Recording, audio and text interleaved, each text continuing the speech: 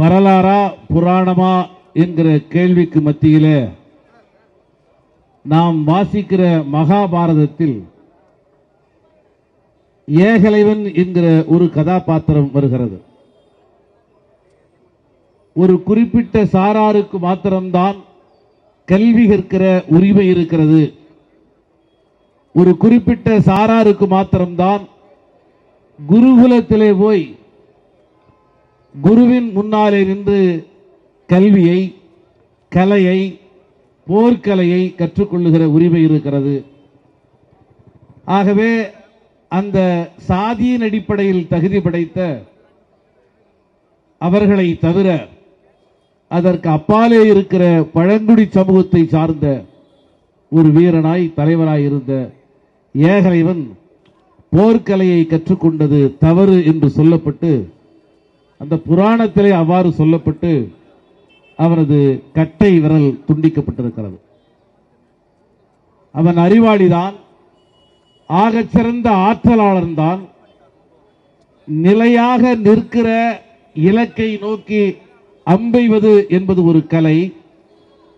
ஆனால் ஓடிக்கொண்டே இருக்கிற ஒரு இலக்கு, ஓடிக்கொண்டே இருக்கிற மிருகம், மானாக, முயலாக, புலியாக ஓடிக்கொண்டே இருக்கிற, அசைந்து கொண்டிருக்கிற ஒரு இலக்கை நோக்கியும் மிக கவனமாக அம்பெய்த முடியும் என்கிற, வில்லெய்த முடியும் என்கிற அந்த ஆற்றலை அவன் கற்றுக்கொண்டான் என்பதற்காக அவரது கட்டை விரல் வெட்டி எறியப்பட்டது. அன்று முதல் ஒரு வாதம் தொடர்ந்து முன்வைக்கப்படுகிறது. அவர்களே உருவாக்கிய அந்த புராணங்களின் அடிப்படையில் கர்ணன் என்பவன் மாவீரனாக இருந்தாலும் கூட ஒரு குறிப்பிட்ட சாதி தகுதி இருந்தால்தான் அவன் யுத்தத்திலே பங்கு பெற முடியும், மன்னர்களுக்கு மத்தியிலே நடக்கிற போட்டியிலே பங்கு பெற முடியும் என்கிற அடிப்படையில் கர்ணன் அவமானப்படுத்தப்பட்டதை நாம் அறிவோம். ஆக வரலாறு அல்லது புராணம் என்று சொல்லப்படுகிற இந்திய பொது சமூகத்தின் நினைவிலைகளில் பதிந்திருக்கிற எல்லாவற்றிலும் பார்ப்பனியம் தொடர்ந்து ஒன்றை நிறுவிக்கொண்டே இருக்கிறது. ஆற்றல் உனக்கு இருக்கலாம், ஆனால் அதை பிரயோகிக்கிற தகுதி எனக்கு தான் இருக்கிறது. ஆற்றல் உனக்கு இருக்கலாம், ஆனால் வர்ணாசிரம அடிப்படையில் நான் தான் அதை அனுபவிக்கக்கூடிய தகுதியை படைத்தவன். தகுதி என்கிற சொல் 2000 ஆண்டு காலமாக இந்த மண்ணில பார்ப்பனிய மேலாதிக்கத்தை நிலைநிறுத்துவதற்கான ஒரு கருவியாக பயன்பட்டு வருகிறது.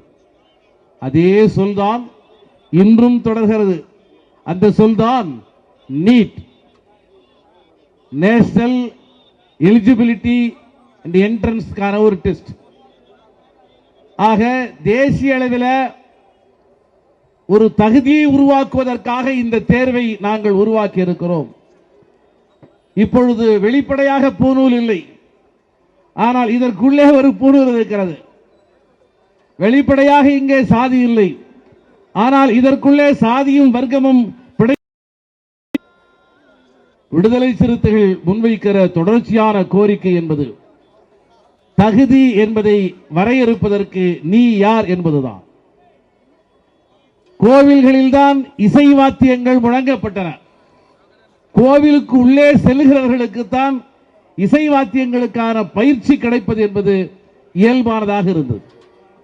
கோவிலுக்குள்ளேயே நுழைய அனுமதி மறுக்கப்பட்ட சமூகம் இசை வாத்தியத்தை தொடவும் முடியாது, அதை தொட்டு பயிற்சி எடுத்துக் கொள்ளவும் முடியாது. நீ சொல்லுகிறாய் உனக்கு மட்டும்தான் இசையை வாசிப்பதற்கான தகுதி இருக்கிறது என்று சொல்லுகிறாய். ஆனால் புரட்சியாளர் அம்பேத்கரின் வருகைக்கு பிறகு உருவான சமூக நெகிழ்ச்சியின் விளைவாய் இன்று இளையராஜா என்கிற தமிழன் இசையை, உலகின் இசையை ஆளக்கூடிய அரசனாக தலைநிமிர்ந்த ஒரு சூழல் உருவாகி இருக்கிறது. ஆக வாய்ப்பு கிடைத்தால் எங்களது திறமையும் எங்களால் நிலைநிறுத்த முடியும் என்பதுதான் உண்மையானதாக இருக்கிறது.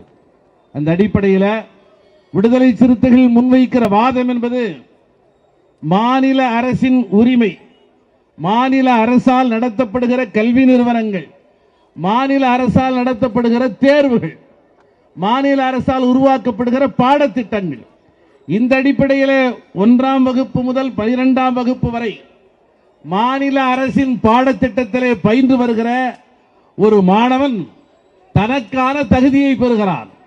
அவன் 12 ஆண்டுகள் தொடர்ந்து தேர்வு எழுதியிருக்கிறான். குறிப்பாக 10ஆம் வகுப்பிலே அவன் தேர்ச்சி பெற்றிருக்கிறான். 11ஆம் வகுப்பிலே தேர்ச்சி பெற்றிருக்கிறான். 12ஆம் வகுப்பிலே மாநில அரசின் பாடத்திட்டத்தின் அடிப்படையில் 1200 மதிப்பெண்ணில் 1176 மதிப்பெண்ணை பெறக்கூடிய தகுதியை தங்கை அனிதா பெற்றாள்.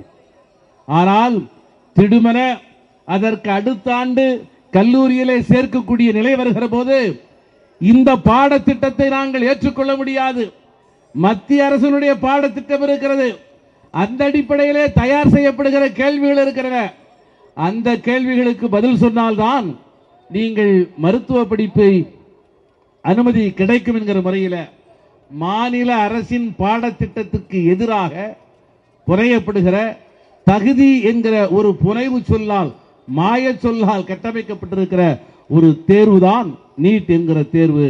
அந்த நீட்டிலே வருகிற முதல் வார்த்தை நேஷனல் என்பது தேசியம் என்கிற பெயரால் தமிழ்நாட்டின் உரிமைகள் சூறையாடப்படுகின்றன. நான் கேட்கிறேன், தமிழ்நாட்டிலே இருக்கக்கூடிய மருத்துவ கட்டமைப்பு என்பது இந்தியாவிலேயே மிக சிறந்த மருத்துவ கட்டமைப்பு. இங்க இருக்கிற மருத்துவம் படிக்கக்கூடிய மாணவர்களுக்கான வாய்ப்பு மிக கூடுதலாக இருக்கிறது. ஏராளமான மருத்துவ கல்லூரிகள் இருப்பதால் ஏராளமான மருத்துவ படிப்பிற்கான வாய்ப்பும் இருக்கிறது. தமிழ்நாட்டிலே ஒருவன் வந்து படிக்க வேண்டுமானால் தமிழ்நாடு அரசின் பாடத்திட்டத்திலே உருவாகக்கூடிய ஒரு தகுதி தேர்வை எழுதிய பிறகுதான் தமிழ்நாட்டு கல்லூரியிலே படிக்க முடியும் என்கிற சட்டத்தை நாங்கள் உருவாக்கினால் தமிழர் அல்லாத யாராவது தமிழ்நாட்டில் இருந்து படிக்க முடியுமா? இதுதான் இங்கே கேள்வி. ஆகவே தகுதி என்பதல்ல, தகுதி என்கிற பெயரால் மாநிலத்தின் உரிமையை பறிப்பது, தகுதி என்கிற பெயரால் கிராமப்புற மாணவர்களுடைய கல்வி கனவை பறிப்பது, இதுதான் நடந்து கொண்டிருக்கிற பேராபத்தாக இருக்கிறது. அருமை நண்பர்களே, எதையோ வியாபாரம் செய்வதை நாம் பார்த்திருக்கிறோம். வியாபாரத்திற்கான பொருட்களாக பலதும் இருக்கிறது. ஆனால் பாரதிய ஜனதா அரசோ மாணவர்களின் மத்தியிலே ஒரு அதீத பயத்தை உருவாக்கி, நான் மருத்துவராக வேண்டும் என்று ஆசைப்பட்டேன், பொறியாளராக வேண்டும் என்று ஆசைப்பட்டேன், ஒரு ஆகச்சிறந்த முனைவராக வேண்டும் என்று ஆசைப்பட்டேன் என்கிற அந்த கல்வி நியாயமான அந்த கனவை, அதற்கு எதிரான தகுதி தேர்வை உருவாக்கி அதீத பயத்தை உருவாக்கி அந்த பயத்துக்கு மத்தியிலே நடுங்கிக் கொண்டிருக்கிற மாணவர்களுக்கு அது ஒரு சின்ன விளக்கை காட்டுகிறது. அங்கே போய் பாரு, அங்க ஒரு கோச்சிங் சென்டர் இருக்கு, அந்த கோச்சிங் சென்டர்ல படிச்சாதான் நீட் தேர்வில் நீ வெற்றி பெற முடியும் என்கிற அடிப்படையில் மாணவர்களின் பயத்தை இன்று வணிக பொருளாக மாற்றி கோச்சிங் சென்டர் என்கிற பெயரில் கொள்ளையடிக்கக்கூடிய ஒரு நடைமுறை தொடர்கிறது. நீட் தகுதி தேர்வு என்பது சமூக நீதிக்கு எதிரானது. நீட் தகுதி தேர்வு என்பது மாநிலங்களின் உரிமைக்கு எதிரானது. நீட் தகுதி தேர்வு என்பது உண்மையான தகுதியை மறுதலித்து ஒரு போலியான தகுதியை முன்னிறுத்துவது. ஆக அந்த அடிப்படையிலே தான் விடுதலை சிறுத்தைகள், மரியாதைக்குரிய தலைவர் எழுச்சி தமிழர் திருமா அவர்கள் தொடர்ந்து இந்த நீட் என்பது எப்பொழுது அறிமுகப்படுத்தப்பட்டதோ அன்றிலிருந்து தொடர்ந்து எதிர்த்து குரல் கொடுக்கிற தலைவராக நின்று கொண்டிருக்கிறார். புதுதில்லியில கரப்பான் பூச்சி என்று உச்ச நீதிமன்ற நீதிபதியால் ஒரு வசை சொல்லாக பயன்படுத்தப்பட்ட அந்த வசை சொல்லையே நீங்கெல்லாம் எரும மாடு போங்கடா அப்படின்னு சொல்ற மாதிரி, கரப்பாம்பூச்சி போங்கடா அப்படின்னு சொல்லுகிற மாதிரி அவரால் பயன்படுத்தப்பட்ட வசை சொல் என்கிற அடையாளத்தை பயன்படுத்தி கொண்டே இன்று இணையத்தின் மூலமாக லட்சக்கணக்கான இளைஞர்கள் திரண்டு ஒரு மாபெரும் போராட்டத்தை நடத்தியிருக்கிறார்கள். முதல் முறையாக மோடி அரசு ஆட்டம் கண்டிருக்கிறது. அதனுடைய உயர்கல்வித்துறை அமைச்சர் இன்று பதவி விலகக்கூடிய ஒரு நிர்பந்தம் ஏற்பட்டிருக்கிறது. ஆனாலும் கூட இந்த எழுச்சி என்பது கிடைக்கிற சிறிய வெற்றிகளில் கரைந்துவிடக் கூடாது. நீட் என்பது முற்றுமுழுவதுமாக இங்கே விலக்கப்படுகிற வரை இந்த போராட்டத்தின் வெப்பத்தை அடைகாக்க வேண்டும் என்கிற அடிப்படையில் மரியாதைக்குரிய தலைவர் எழுச்சி தமிழர் திருமா அவர்கள் நீட் தேர்வை முற்று முழுவதுமாக விலக்க வேண்டும் என்கிற இந்த போராட்ட அனலை விடுதலை சிறுத்தைகளின் மூலமாக தமிழ்நாட்டிலே தொடர்ந்து தக்க வைத்திருக்கிறோம். அந்த அடிப்படையில் இந்த மாபெரும் போராட்டத்திற்கு அழைப்பு விடுக்கப்பட்ட மிக குறுகிய நாட்களிலேயே பெருந்திரளாக வந்திருக்கிற இளைஞர்களை பார்க்கிற போது, தோழர்களை பார்க்கிற போது, விடுதலை சிறுத்தைகளை பார்க்கிற போது, எந்த புயல் வந்தாலும் எந்த பூகம்பம் வந்தாலும் விடுதலை சிறுத்தைகளை கரைத்து விடவே முடியாது என்று நான் புரிந்து கொள்கிறேன். அருமை உறவுகளே, மனம் நிறைவாக இருக்கிறது. எழுச்சி தமிழர் அண்ணன் திருமா அவர்கள் நம்மை சமூக நீதியின் பாதையிலே அழைத்து கொண்டு செல்கிறார். தமிழ் தேசிய எழுச்சி மாநாடு அறிவிக்கப்பட்டிருக்கிற இந்த நிலையில ஒன்றிய அமைச்சர் தான் பதவி விலகிவிட்டாரே, இந்த போராட்டத்தை தவிர்த்து விடலாமா என்கிற கேள்வி எழுந்தபோது, இல்லை இல்லை, நீட் எதிர்ப்பு போராட்டமும் தமிழ் தேசியத்திற்கான ஒரு போராட்டம் தான், தமிழர்களின் உரிமைக்கான போராட்டம் தான், மாநில உரிமைகளை நிலைநாட்டுவதற்கான போராட்டம் தான் என்கிற ஒரு அரசியல் வெளிச்சத்தோடு இந்த போராட்டம் என்பது இன்று தமிழ்நாட்டிலே நடைபெற்றுக் கொண்டிருக்கிறது. இந்த மேடையை பயன்படுத்தி கொண்டு மரியாதைக்குரிய எழுச்சி தமிழர் நம்முடைய தலைவர்களிடத்தில் நானும் ஒரு வேண்டுகோளை வைக்க நான் கடமைப்பட்டிருக்கிறேன். கடந்த ஆட்சி காலத்திலே தங்களது வழிகாட்டுதலோடு ஏராளமான திட்டங்கள் உருவாக்கப்பட்டன. அப்படிப்பட்ட திட்டத்திலே ஒன்றுதான் அண்ணல் அம்பேத்கர் அயலக உயர்கல்வி உதவி தொகை திட்டம் என்பது. ஆண்டொன்றுக்கு 36 லட்சம் ரூபாயை நம்முடைய மாணவர்களுக்கு தந்து சர்வதேச தரம் வாய்ந்த பல்கலைக்கழகங்களிலே போய் படிக்க வைப்பதற்கான ஏற்பாடு செய்யக்கூடிய மகத்தான உன்னதமான திட்டம் அந்த திட்டம். அந்த திட்டத்திற்கு யுனைடெட் கிங்டம் என்கிற அரசு இப்பொழுது ஒரு முட்டுக்கட்டையை போட்டிருக்கிறது.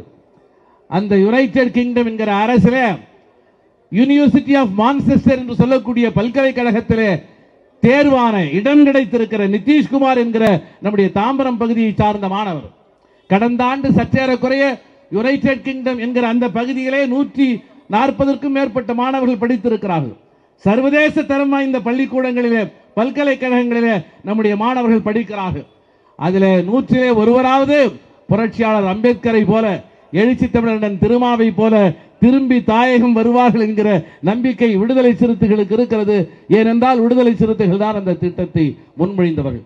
ஆனால் இப்பொழுது ஒன்றிய அரசிலே இருக்கிற அதிகாரிகளின் தூண்டுதலால் யுனைடெட் கிங்டம் என்கிற அந்த அரசின் கட்டுப்பாட்டிலே இருக்கிற யூனிவர்சிட்டி ஆஃப் மான்செஸ்டரிலே இருந்து ஒரு உத்தரவு பிறப்பிக்கப்பட்டிருக்கிறது. தமிழ்நாட்டிலே இருந்து வருகிற மாநில அரசின் கல்வி உதவி தொகையை நாங்கள் ஏற்றுக்கொள்ள மாட்டோம். நாம் 36 லட்சம் ரூபாயை கொடுப்பதற்கான ஒப்புதலை தமிழக அரசு வழங்கி இருக்கிறது. ஆனால் தமிழ்நாடு அரசு தந்தால் அதை ஏற்றுக்கொள்ள மாட்டோம். ஒன்றிய அரசு, யூனியன் கவர்மெண்ட், இந்திய அரசு, மோடி அரசு கொடுத்தால்தான் ஏற்றுக்கொள்வோம் என்று யுனைடெட் கிங்டம் கட்டுப்பாட்டில் இருக்கிற அந்த மான்செஸ்டர் பல்கலைக்கழகம் குறிப்பிட்டிருப்பது என்பது ஒரு அபாயகரமான ஒரு அறிவிப்பாக நான் பார்க்கிறேன். மரியாதைக்குரிய நம்முடைய எழுச்சி தமிழர் நம்முடைய தலைவர் அவர்கள் இதில் கவனம் செலுத்துவார். நிச்சயமாக இந்த தடைகளை தகர்த்தெறிவார். எந்த இடத்துல மாநிலத்திற்கான உரிமைகள் மறுக்கப்பட்டாலும் அந்த இடத்திலே எழுகிற முதல் குரலாக எழுச்சி தமிழர் மரியாதைக்குரிய தலைவர் திருமா அவர்களது குரல் இருக்கும் என்று நான் நம்புகிறேன்.